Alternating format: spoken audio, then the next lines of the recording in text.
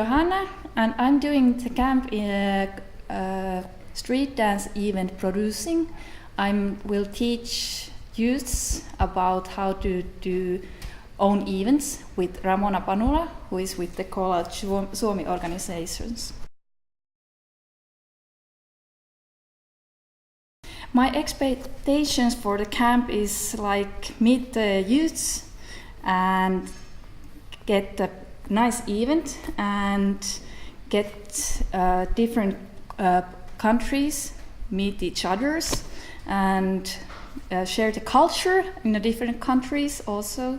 So I hope it's like very international and very teachful camp for the hip hop culture.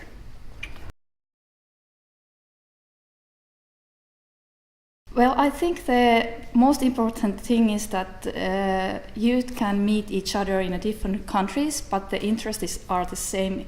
It's like inside in a hip hop culture, and it's a little bit different in a different part of countries, and so it's nice to hear and that they share each other's what kind of things they are doing in different countries and put together the event what is coming from each part of Sweden and Norway and Russia and Finland.